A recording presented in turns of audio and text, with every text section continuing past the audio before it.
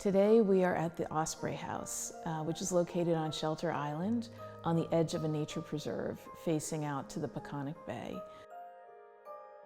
My name is Kathy Chia, and my partner Arjun Desai and I have a firm in New York City called Desai Chia Architecture. Many of our projects are residential. We also do a number of institutional, commercial, and cultural projects. Our firm is very much focused on the relationship between communities, how they collaborate, and that relationship can be a small family of 4 up to a large institution of 200 people. We really love to bring in light and nature into the experience. So wherever we can, we draw light through spaces.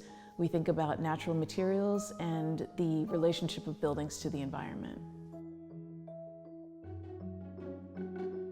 The client found this property because he's really a local. He lives in Sag Harbor and he's a local builder. And when we came to the site and did our first visit, we noticed that the osprey that are native to the area, they nest up on these telephone poles and in high perched areas. So their nesting is really, they have like this amazing vantage point to view nature. So we thought of the house as an opportunity to do the same thing. We basically took our clues from the osprey and their nests. Within the region, there is a typology, and it's called the upside down house. It allows for the living room, dining room, and kitchen to be on the 2nd floor, and sleeping areas tend to be on the ground floor. What this affords families is the opportunity to be up on a perch, to see more across the horizon, to often see a water view. And the bedrooms being down on the lower level have their own kind of private destination as well. So they have a connection to the ground plane.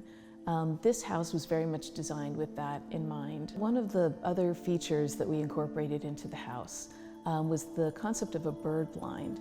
So in nature preserves, they often have these structures. They're slatted wood buildings or structures where you can observe nature and not disturb the local flora, fauna, and habitats. So we looked at the quality of what a bird blind actually is and used that as a theme for the outside of the house.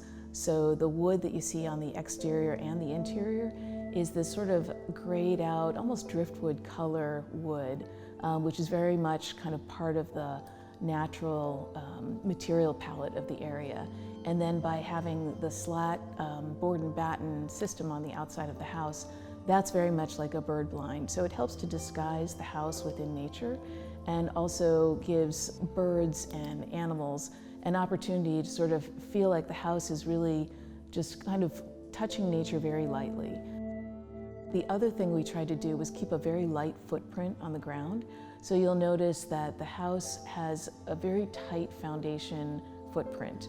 It really doesn't take up a lot of space on the ground floor.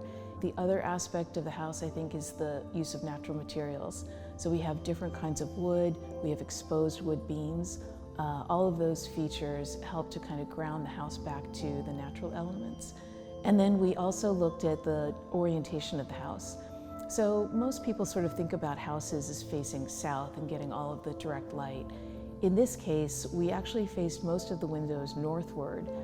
By doing so, we actually protect the insides from intense glare and heat gain. But we do have a clerestory window that runs along the top edge of the living room, and that brings in just a hint of light, warmth, and glow coming in from the southern sun. So by doing this, I think we create a house that's actually more environmentally friendly. It doesn't require as much heating and cooling because of the orientation, but it affords amazing views of the nature preserve. And in the evening, when the sun is setting, it actually lights up what's in the distance, so you don't have to draw your blinds down to be able to see what's happening around you as the setting sun is coming down. The sense of place that this house has is actually quite important. It's a theme that actually drives through all of our projects. We really like to think about each project as an individual experience that's very much grounded to its context and its site.